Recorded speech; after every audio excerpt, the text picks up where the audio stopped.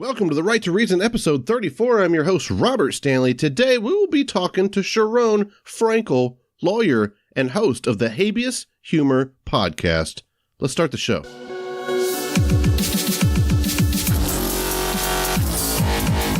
And let me assure you that we are going to take our fight for economic justice, for social justice, for environmental sanity, for a world of peace.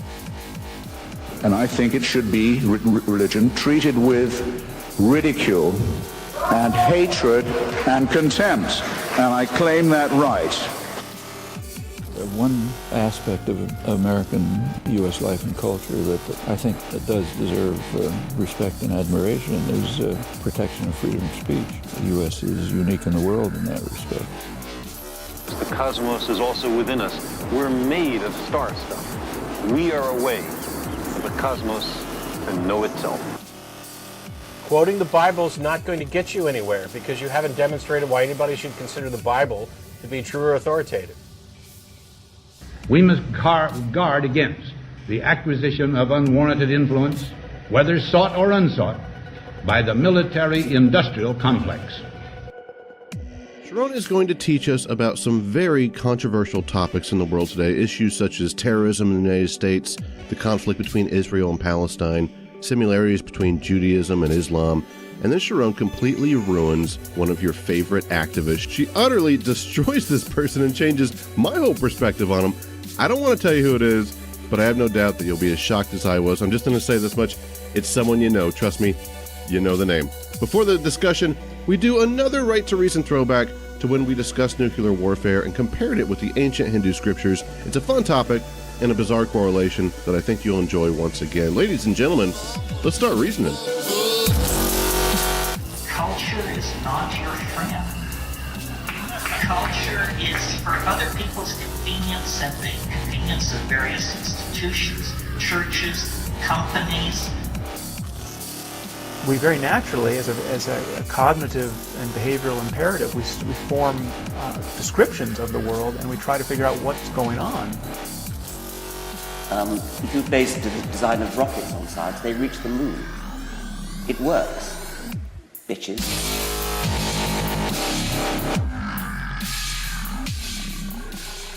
Want to know how to make a nuclear bomb? I'm about to tell you. But first, we're about to focus on a topic that I know turns you on. Philosophy. Specifically, the philosophy of human destruction. To do that, we have to go back in time. Way back in time. The biblical gospel that refers to the Trinity was predated by the Bhagavad Gita by over 400 years. Vishnu, one of the principal deities of Hinduism, is the supreme being of the Trinity that is accompanied by Brahma and Shiva. Vishnu made himself into a man, much like the story of Christ being the incarnation of God the Father. This corporeal God form was known by the name that even Westerners like you might recognize, Krishna. It even sounds a little bit like Christ, doesn't it? Like Krishna. He came to help Arjuna, who is the protagonist of the ancient Indian epic Mahabharata, and plays a key role in the Bhagavad Gita alongside Krishna. Arjuna is faced with the difficult task of leading his army to war with his enemies that are his own kin. He has no interest in hurting people from his own family and tells Krishna that he will not fight. This story is analogous to all forms of war, even modern ones, wherein humanity is one and all battle is between the human race, brother versus brother, as it were. Krishna provides Arjuna with multiple bits of wisdom, such as our own minds act as an enemy if we don't control it. It is better to perform one's own duties imperfectly than to master another's perfectly. Keep doing your work without thought of the result. Doing so is the secret to peace. Much like Christ's teachings, he instructed Arjuna, do what you love, and to give unto others without expectation of return. He also taught him the very difficult message that what you own today will be owned by someone else tomorrow, so you must learn the art of letting go. To live life in balance, don't oversleep, don't undersleep, don't overeat, don't undereat. Maintain harmony with everything in your life. And finally, the quintessential lesson facing Arjuna as the dust was accumulating from the armies preparing for war, Krishna said, nothing is permanent in the universe. Whatever has come to life will eventually suffer death. So don't mourn for the ones who have left because death is the ultimate reality of life. Krishna then told him that these people will die regardless of Arjuna's involvement, and that Arjuna was only a tool to Krishna's goal. Reading from Bhagavad Gita 3:42. The senses are higher than the body, the mind higher than the senses. Above the mind is reason. On this Right to Reason, we're going to be talking about the fiercest technology that man has ever designed to please Krishna and Shiva, the final emancipator, death itself. This Right to Reason is going nuclear right now.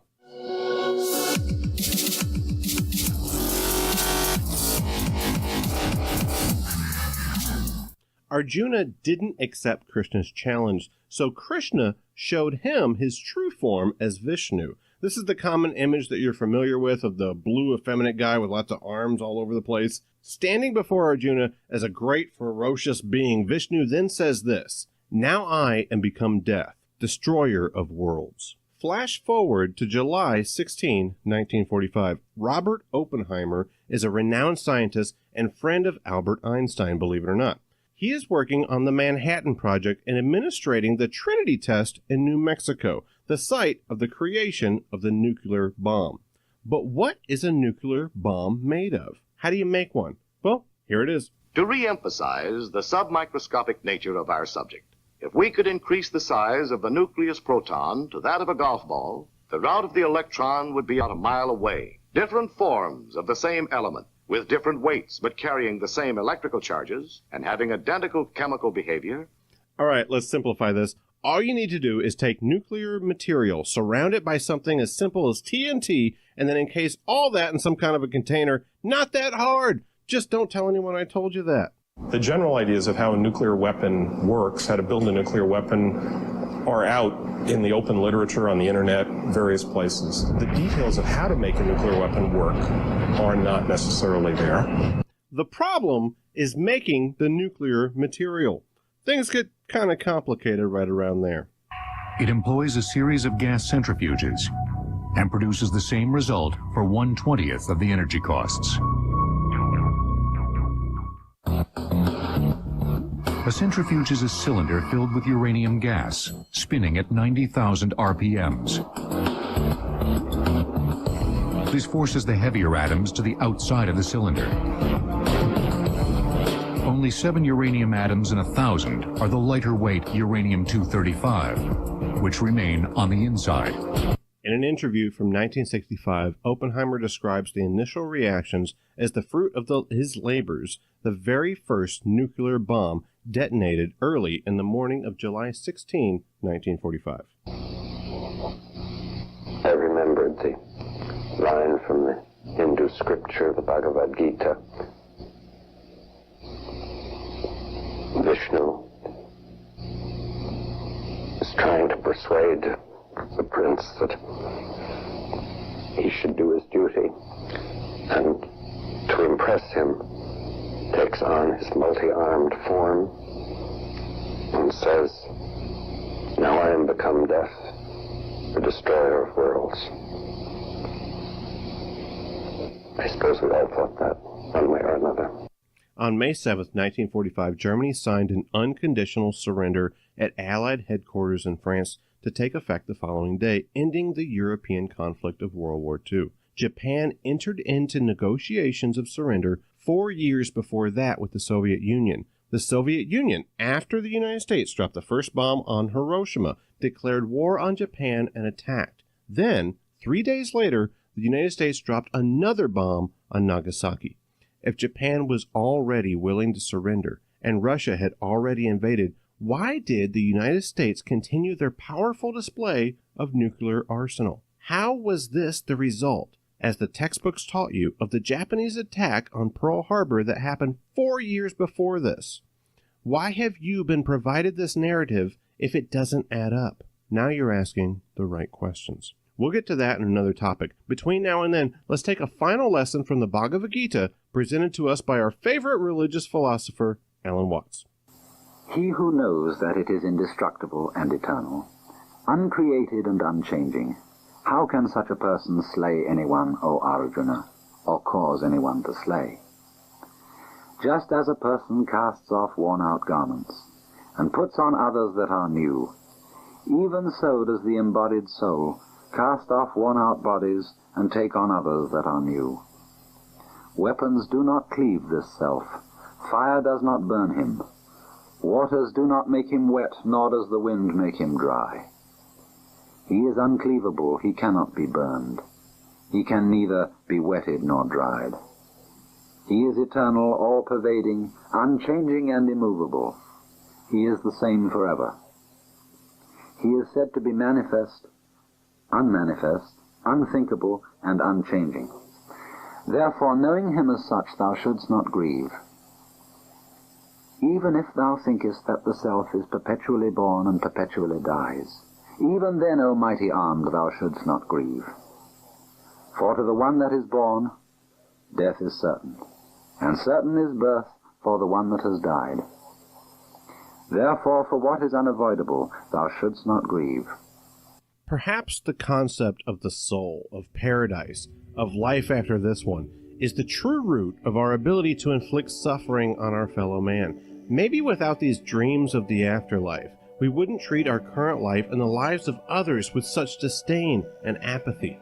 Perhaps our impressive human abilities of technology could be utilized to help those that are weaker than us, rather than blowing someone up based on lines drawn in the earth. Earth. Dirt. Dirt that no matter where we come from, what our color, sexuality, or even religion, we all stand on together. Let's work to remove these lines of division and put the religious dogma of the Bronze Age where it belongs. Not in modern political policy, but in the history books to learn from. And let's try to remember the Bhagavad Gita's timeless message that reason is our only path to something greater than ourselves.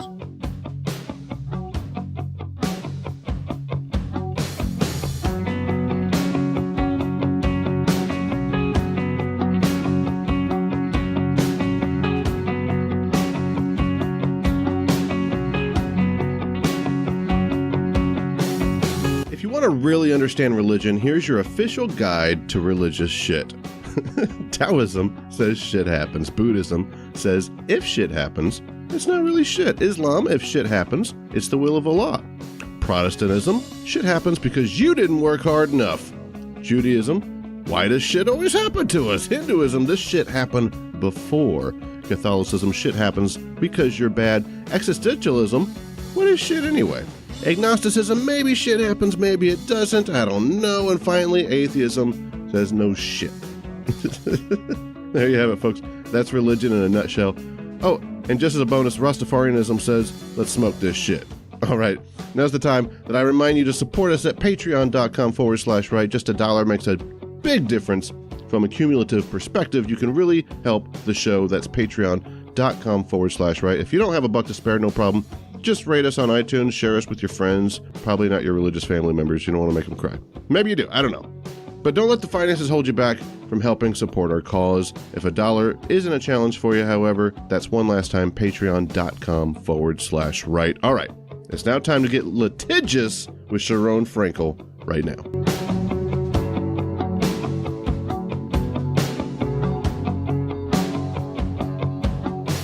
Talking to Charone Frankel from Habeas Humor. Charone, happy to have you on. Hey, Robert. Thank you so much for asking me to be on your show. Yeah, it's awesome to have you, and I love your show.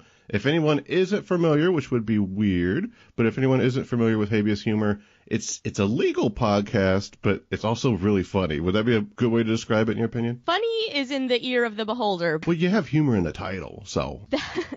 That is the format of the show. It is supposed to be humorous above all.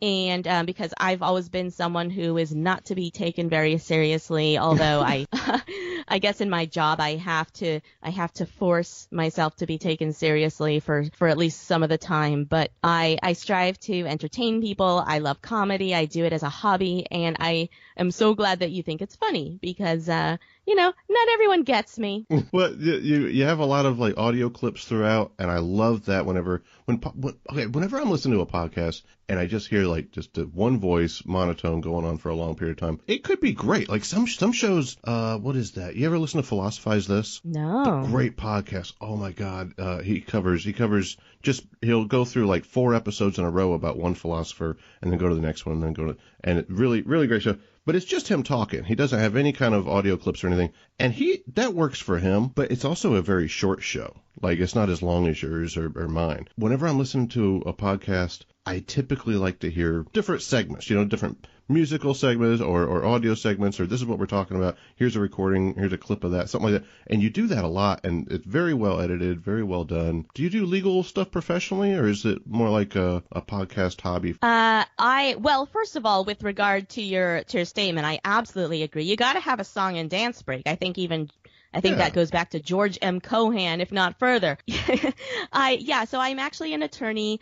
Currently, I am licensed in New Jersey, and I am applying in New York because I am working with someone and trying to get established out there. So that is what I do currently for my day job to pay the bills, because I am insane and don't want to have any free time. Apparently, when I'm not doing law, I go and do improv and mostly improv and musical improv, mostly at the Magnet Theater in New York, sometimes other theaters.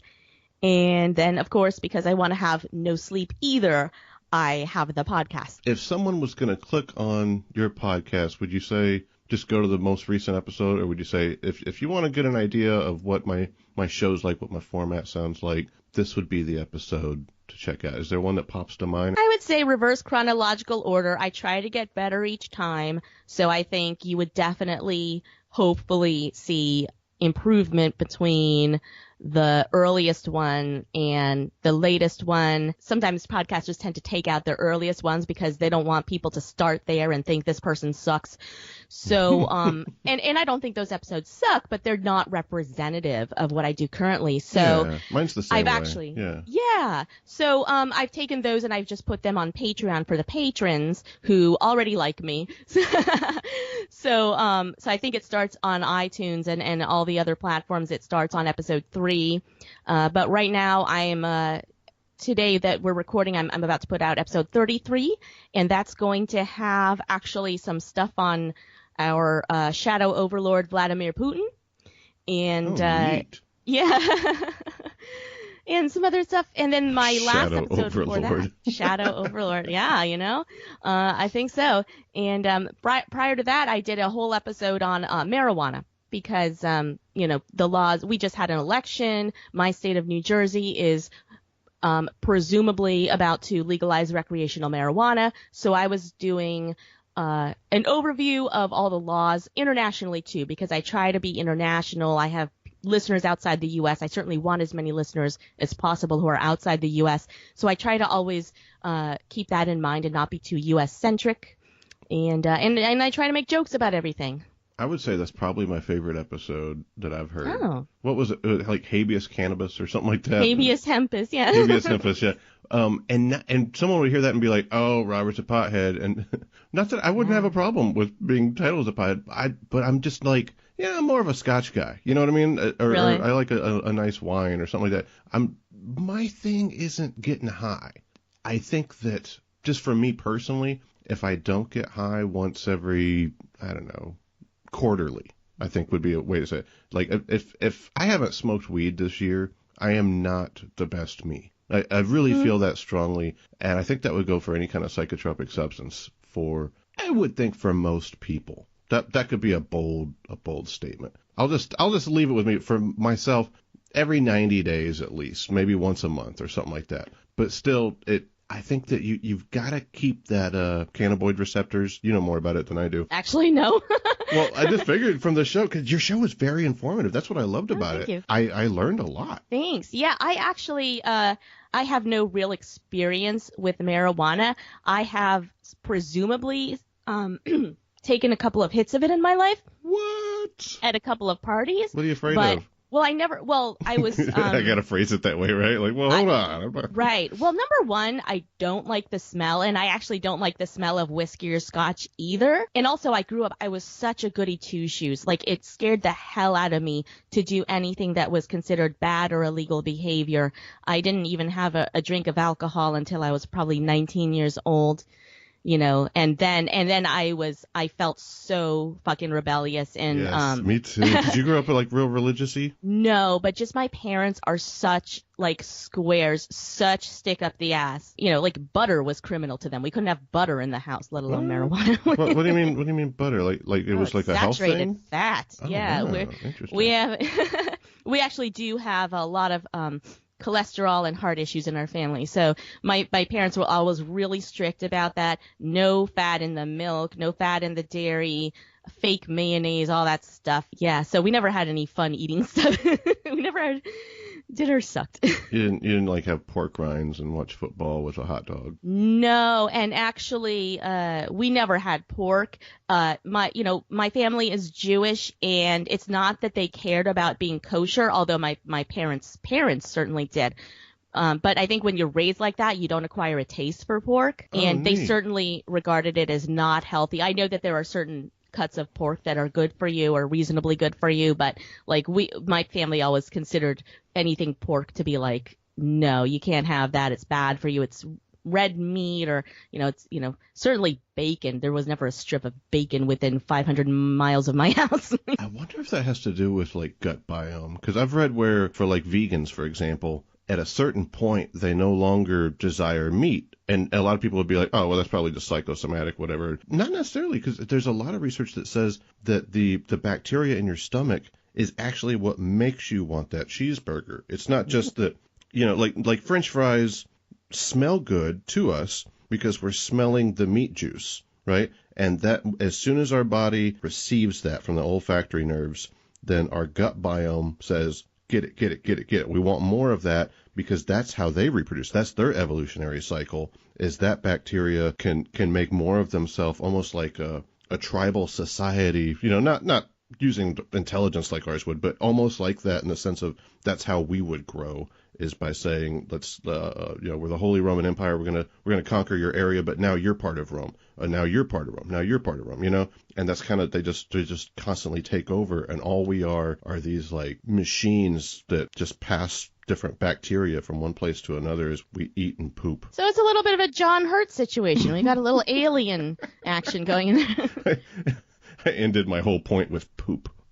Well, I'm just saying, like, as far as like your pork thing. As you end a lot of things. There you go. Because you didn't eat pork, you didn't really want pork. Because maybe you didn't have bacteria controlling your mind, in a way, telling you go get some more pork. Yeah, well, I mean, certainly the foods you develop a taste for growing up are the foods you like, and sometimes when you see what they eat in other cultures, it freaks people out. Like, sorry, Japanese people, you eat like.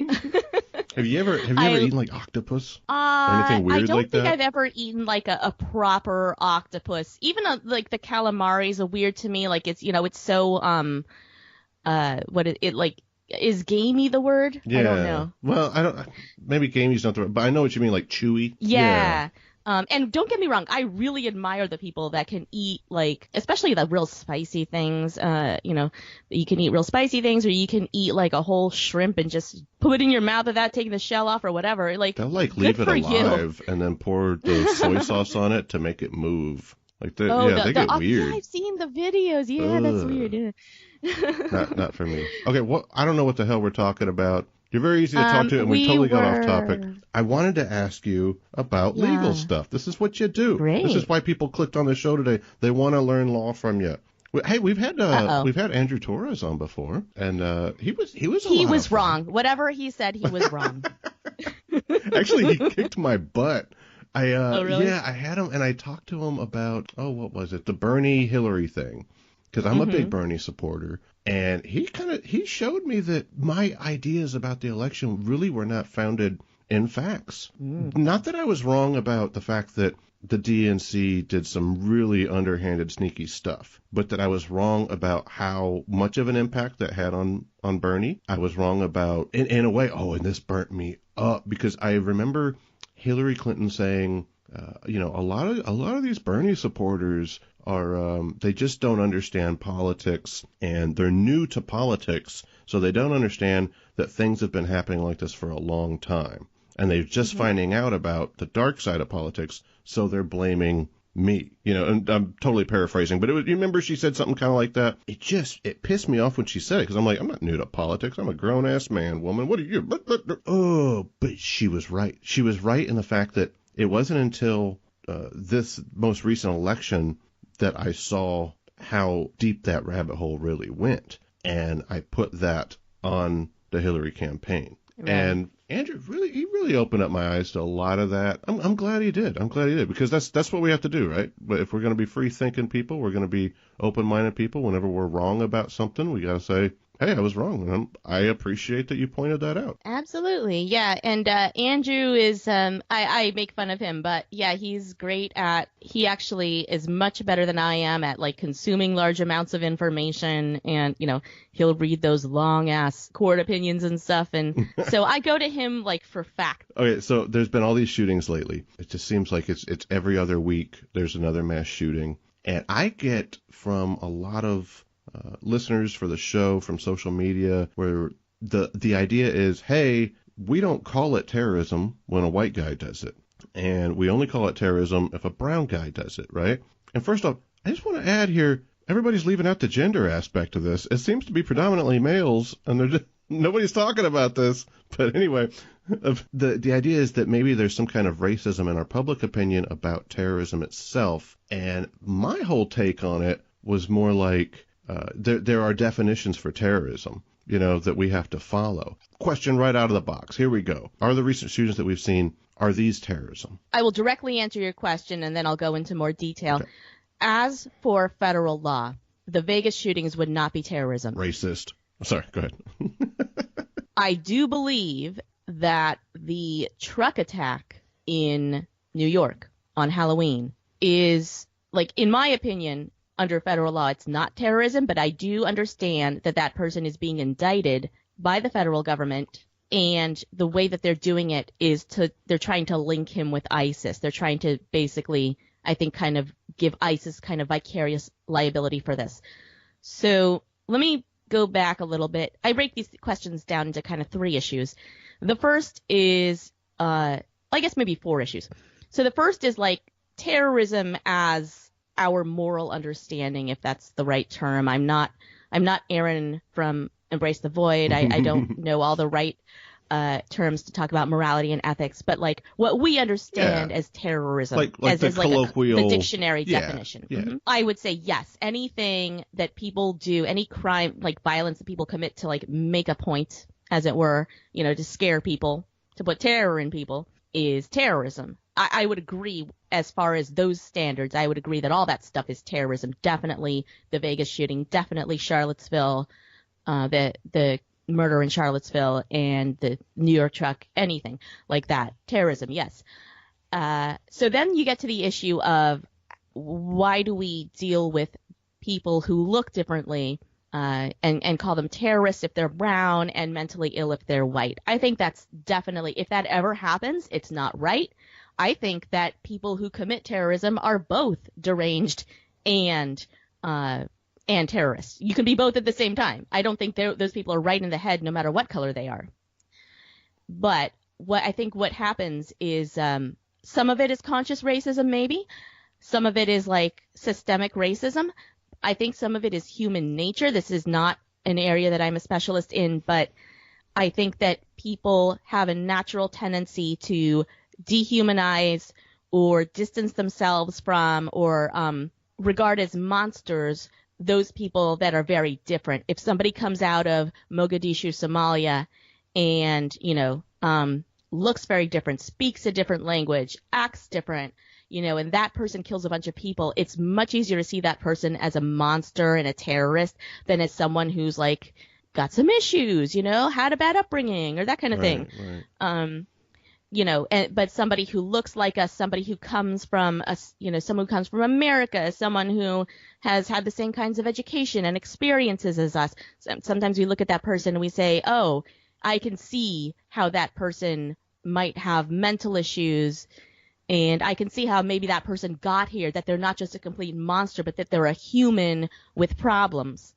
So, you know, I think it's ideally we should look at everybody who does any kind of crime as a human with problems. And I don't know how one of the hardest things for me is how to fix the criminal justice system, how to fix issues of insanity defenses and how to rehabilitate people in prison and that kind of thing. I do not have the answers to that, but I really do think that. And then you get into your questions of free will and all that. That's and exactly that what I was about to go. Melt. Yeah. Oh boy. Yeah. I mean, are they really? I'm not going to do it. I'm not going to do it. Okay. So here's my idea about trying the terrorism thing, because you almost got me. You almost got me off track with the free will. I love that topic.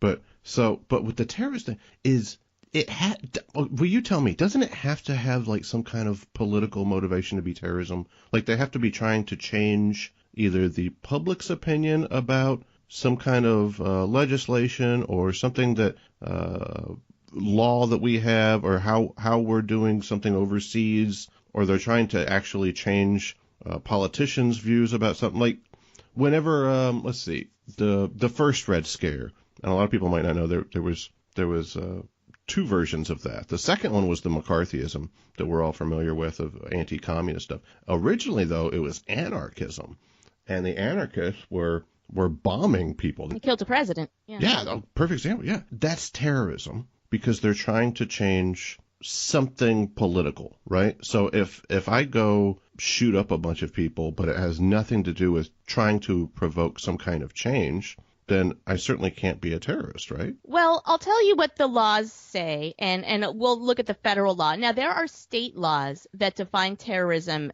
in much broader senses, and a lot of the crimes that we see in the news could be prosecuted as terrorism under state law. But you know what? A lot of the time, the terrorist doesn't survive the incident, so we never even see those questions really raised. And same with federal. You know, the truck guy in Manhattan lived through it. I think he was trying to get himself killed. He ran out of his car and was like waving guns, and the police just for once didn't take the bait. For once somebody survived the NYPD. Sorry, NYPD. You guys are great. You guys are really great. Thank you. I walk the streets of Manhattan all the time and don't get killed thanks to you.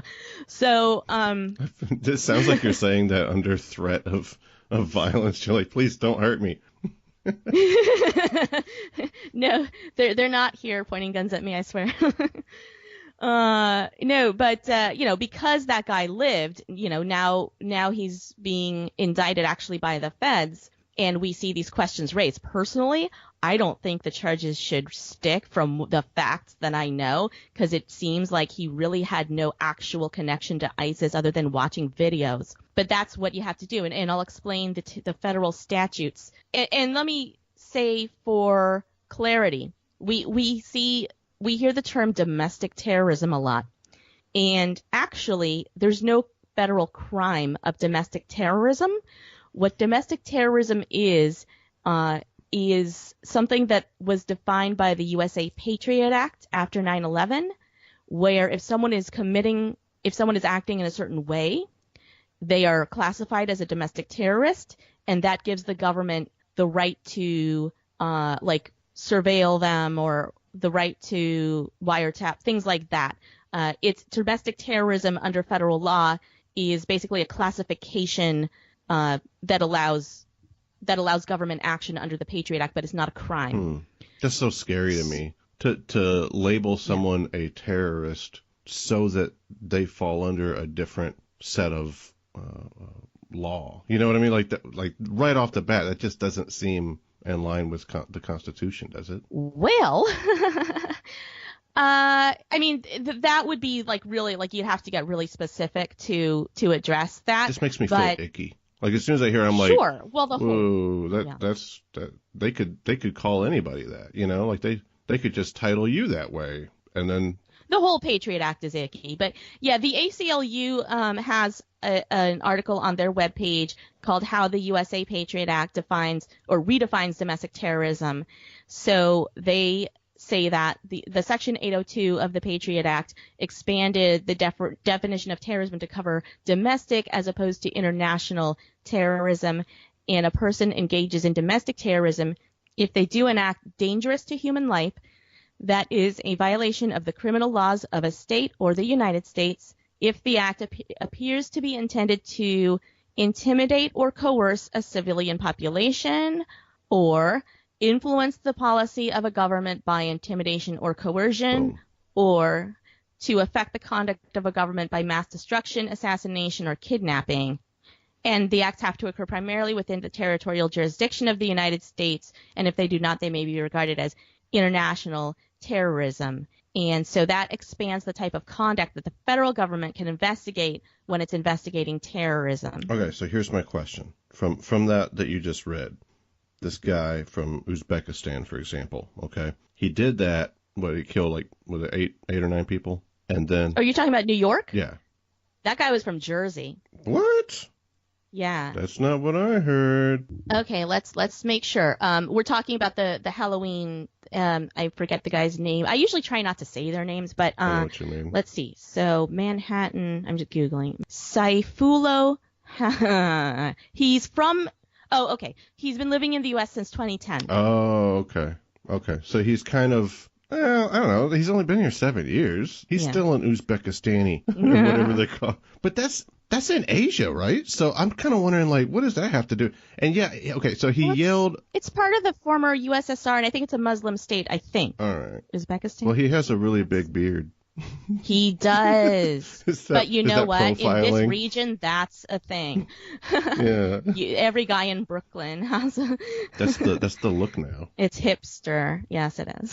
But he's... Okay, so he yelled Allahu Akbar. That much we know. So... Right. Does that... Oh, he was, according to what I read in the news, he was, if he didn't have ISIS painted all over his body, it was because he just didn't have time. He even wanted the ISIS flag in his hospital room and stuff. Ooh, what a wacko. Yeah. To be that committed to just some kind of... Well, what's your take on that? Do you think is Islam is the core root of that, or do you think it's more like a political thing? Because I see both sides to that argument. Well, I hate to sound like I'm copping out, but I kind of find how it's you can't really extricate the culture from the religion when it comes to that kind of stuff, like the environment someone grows up in. Sectarian states are like that. When it's like you grow up in and the religion is just a whole part of your everyday life. Well, you're influences. You said you're culturally Jewish, right? Yes. So I mean, you know all about that. That would be what's the ethno-religion? Is that what that's called? It's a race, but it's also a belief. Am I characterizing that right? Right. Well, here's what I would say about Jews, and this is just my conclusion. And Jews are a bit of a special case because a lot of Jews that I have known growing up are not so much about the faith per se as the culture, preserving our people, as they would say, not dying out. My grandparents at least on my father's side, were really into that. That's why they opposed intermarriage. That's why a lot of Jews oppose intermarriage, because they don't want us to just die as a people, whatever that is, as a race, I guess. Although, I personally kind of reject the idea of race, but I can see where they're coming from, because Jews have gone through a lot of shit for a long time. Yeah. And to kind of say now, well, it was all for nothing because it doesn't matter. Your religion is stupid because you believe in a God that's dumb. And sorry, Jews, but yeah, I mean, we're atheists here. And that applies across the board. I say to anyone who believes in a person in the sky, that's stupid. But even like a comment like that, it's a difference, because you saying that, everybody's kind of nodding their head yep, she called it. But if I say something like, let me tell you about Jews for a second, everybody's like, whoa, wait a minute, So, I mean, that's kind of my point, is there's a subtle, there's a little difference, because it's not just a belief, but we apply that to Islam, and, it immediately evokes a similar emotion where you're like, is it just a religion? You know, and if it is just a religion, okay, terrorism is a result of the Quran, you know. But if it's not just a religion, or if it's maybe some kind of systemic issues from that region, because, you know, all these other first world countries have been trying to demilitarize the Middle East and destabilize the Middle East, you know, and the fight over oil. If it's a broader topic, then we've got a lot more to discuss about it than just, okay, we're atheists, let's attack religion, you know? Right. Well, I think that to me, probably the single biggest factor in why there are some militant Islamic violent people is the living in a backwards place. And you know, and we get that our militant violent Christian people are also the people who live like in the, you know, as backwards as we have in the US, you know, out in the woods of Iowa or whatever, or Idaho, probably Iowa too. But I think that tends to be the thing. And Islam is huge. It covers many countries, many what you would call ethnicities of people, from Indonesian to Turkish, you know, and to Africa, you know, people in Africa. So there are many, many different countries, and I would say races of people that practice Islam, and most of them are not militant, violent people. A few are, and I think that I really don't buy the theory that it's because Islam is 800 or so years younger than Christianity, and so Christianity has mellowed. I don't think that's the case. I think you still have militant fundamentalist Christians too, and some Jews. Yeah, but when you hear, okay, there was a bombing somewhere, or there, you know, somebody, you know, killed all sorts of these people. When's the last time somebody said they did it for Jesus? You know, like immediately, you know, it's either just a whack job that had that the South Carolina one was more or less. I mean, but the thing is, like, that one was a Jesus thing. Well, yeah, I think so. Well, I do not dispute that Islam has things in it that really gel well with, you know, people who want to commit terror, you know, and so I think that is a factor.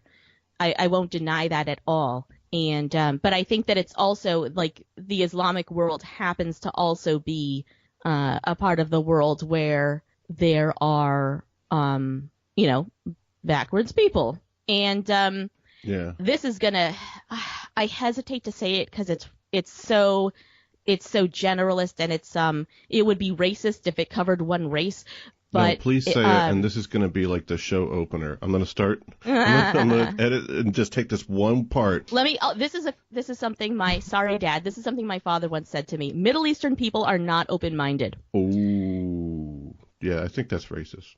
But we were actually talking about the Israelis and the Palestinians and how they will never, you know, compromise with each other. And he was applying that to both. That's like when a black guy says black folks can't swim. Like I had a friend of mine that used to say that, and he said, "Well, our bone density is different." And I'm like, "That's racist." He's like, "Well, how can it be racist? I'm black." I'm like, "I think it still applies. I don't know the rules." Now I know that there are plenty of Middle Eastern people who are open-minded. Ayan Hirsi. Oh no, fuck her. She's garbage. Really? Yeah, she is. Tell. Okay, you know what? I wrote a thing on my Patreon when someone asked me, and if you want, I'll look up if I could find the post. But in a nutshell, she is, even though she is, you know, she's good for, you know, speaking out against Islam, speaking out against female genital mutilation, everything like that. That's all I've ever heard about her. She aligns herself with every filthy right-wing, alt-right, Christian right organization, such as Act for America. Yeah, I find that hard to believe. Okay, this is going to get me off on another thing, but she's on Fox News all the time. Think about it. Well, I mean, come on, a lot of folks that we like have been on Fox. Dan Barker's been on Fox, you know, or David Fitzgerald. No, what's Fitzgerald? I don't know, but you know what I mean. Like a lot of people go on Fox to argue for something. But are you saying she doesn't go on Fox to argue? She's their go-to person to talk about how awful Islam is. But it's always with the agenda that Fox News has, which is to stir up the right wing, warmongering agenda kind of thing. Right. Let me find that post if I can. Well, does this fight not have to just be like in the marketplace of ideas? Doesn't this fight have to be with some ammunition? What are you referring to? Well, like whenever you're saying, and clearly you're more up to date on Ann Hershey Ali's behavior than I am, but just with the limited amount of information that you gave me, you said, well, she's going on Fox and stirring up the right-wing side of this thing. And when I hear that, I think, yeah, they just want us to go to war with all the Middle East, and I would be very anti-war, typically. But in the case of ISIS, we would agree this is a battle in the marketplace of ideas. This is an ideological issue. Maybe we need to work on education or work on economic factors that can help them get more information, more data, so they can break these ideological chains that are holding them back, that sort of thing. But then on the other end, it's like, yeah, but they're an actual threat, so bomb the shit out of them, to quote someone that we both dislike.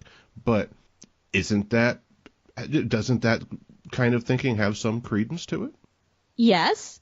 So here's what I said when one of my patrons had asked me about why I dislike Ayaan Hirsi Ali. The first thing I said was she's got her mouth on every right-wing cock in America. Oh my God. I said she seems to she seems to care about only who will promote her, if it's Fox News, the Hoover Institution, and Donald Trump.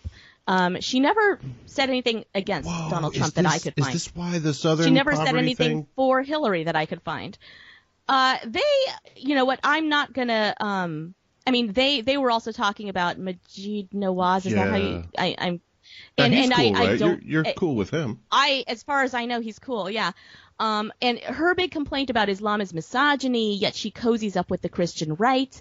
Also, when Megan Fox asked her if she promotes atheism, she's like, hey, let's not go crazy. No, because, that would alienate the audience that is supporting her. I'm so shocked she said that.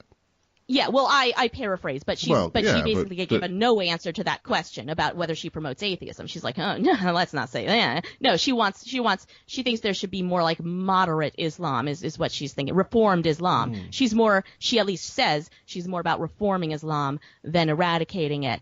Well, I can see that. The other thing like that much I can see. That's how we're going to do it. We're not going to eradicate it. And that's not how you get rid of any religion. I mean, look at any faith in history. If you try to beat it down, that makes it stronger. So yeah, we have to reform Islam, but all the other stuff you're saying, like, oof, that's scary. I did not know that.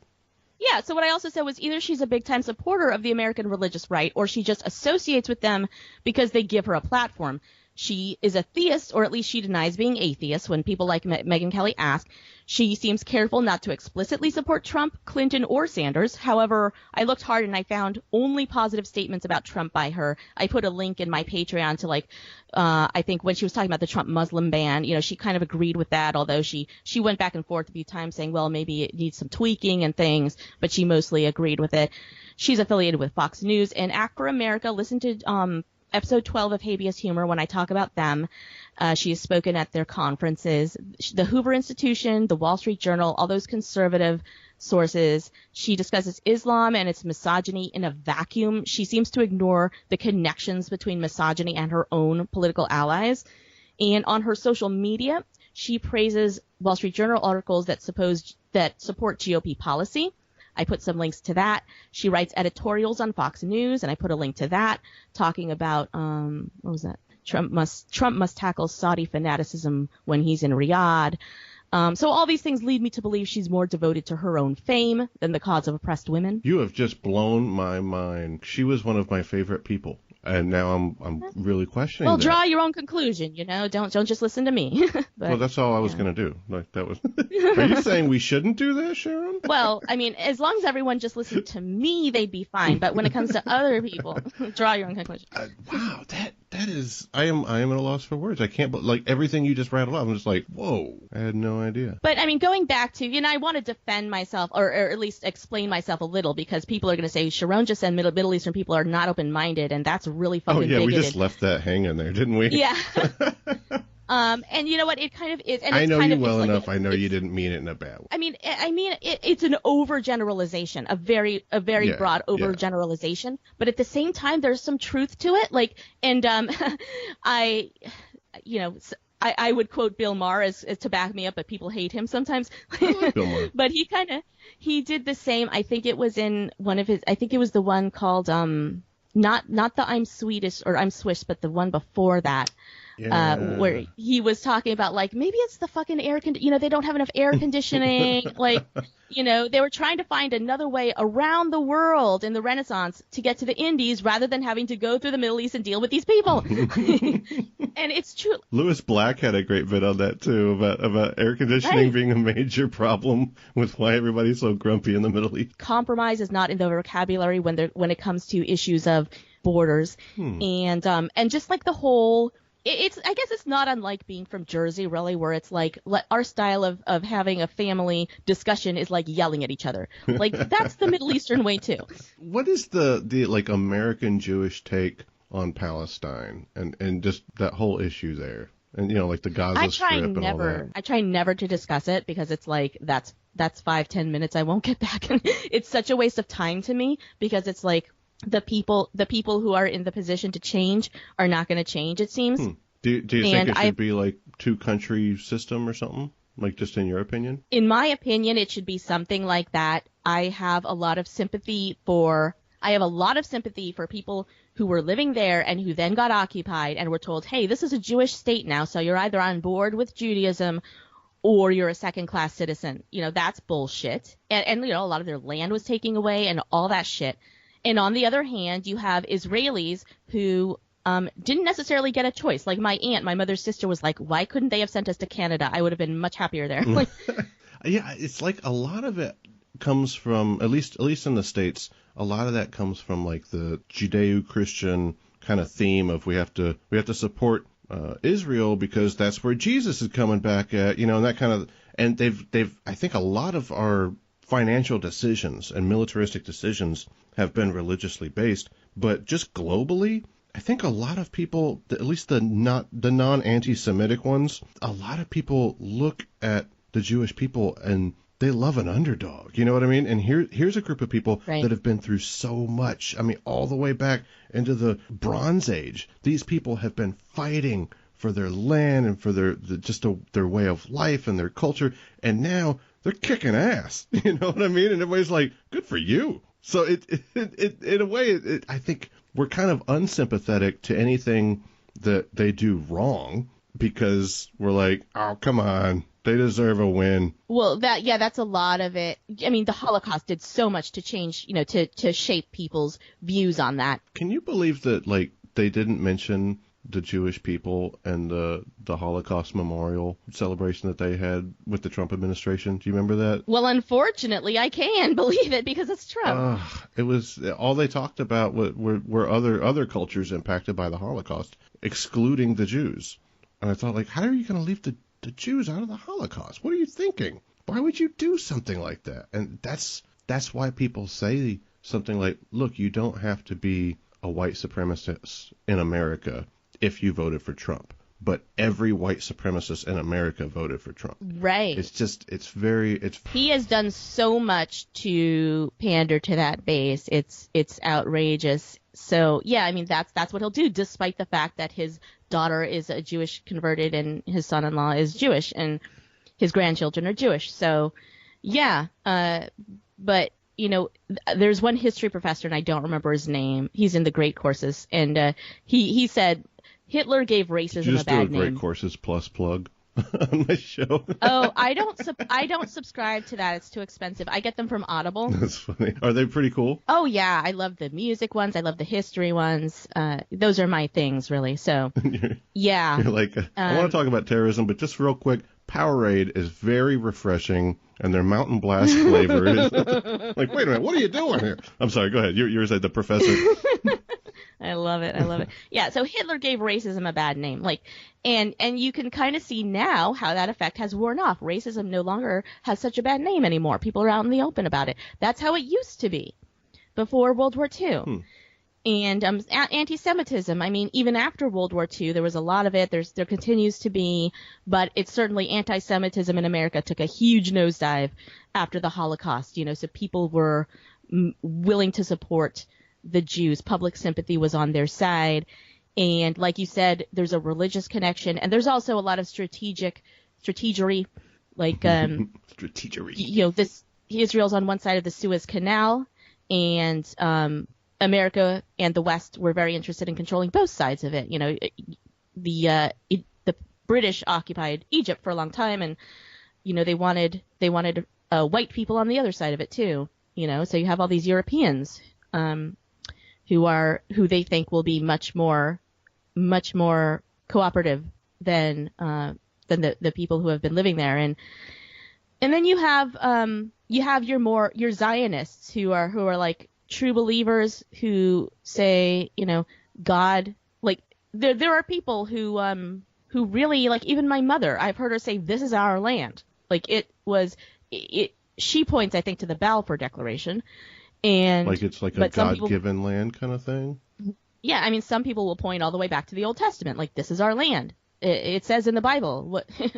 So, there are still people who do that. And so the thing with Israel is, I think it absolutely should be either one state that's equal for everybody or two states. But see, the problem is that you have Jerusalem, which is one city that is sacred to different groups of people, and how do you I really think that's at the heart of it. How do you solve that? And so that's the problem, I think. I love how throughout this entire conversation, you're so professional, damn it.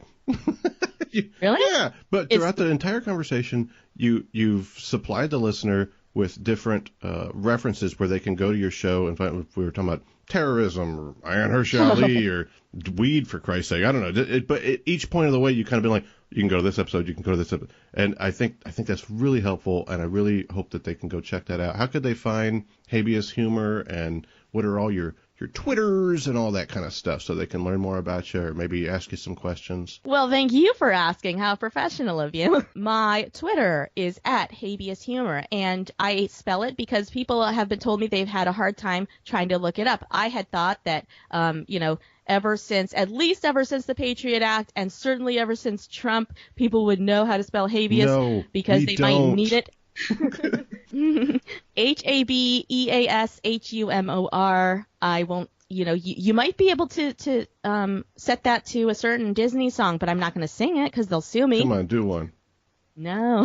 Well, can you just tell us the name of the Disney song that you're thinking of? Oh, you didn't know? I'm not with you. Song. You have kids. What the know. Fuck, man? Okay. Say it one more time, and let me see if I can think of the Disney song. The Mickey Mouse Club. Where's MICKEYMOUS. Oh yeah, it does.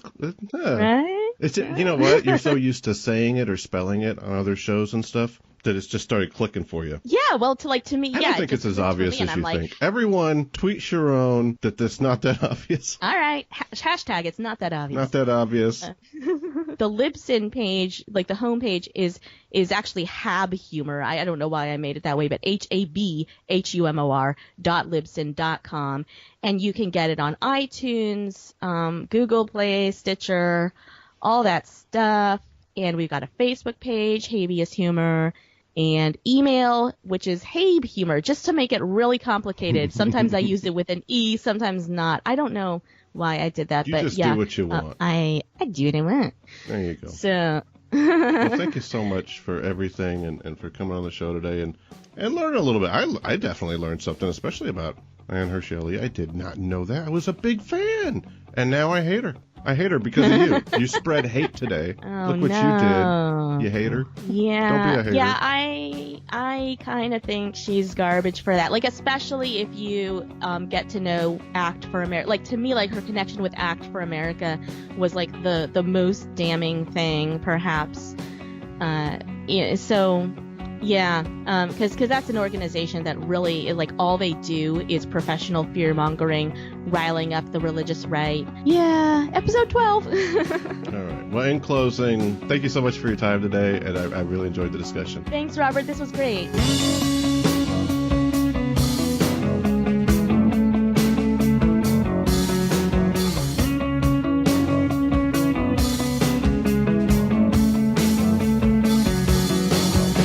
Charone was a lot of fun. I recommend looking into our podcast when you have the chance. Learn more about this broadcast, however, at therighttoreason.com. Visit our YouTube page to watch our videos. Music is always brought to you by aloststateofmind.com. I will talk to you free thinking bastards next week when we take a look into this crazy year, 2017, do kind of a reflective thing on it, and get ready for 2018. We can do this. We are doing this. And remember, folks, never give up your right to reason.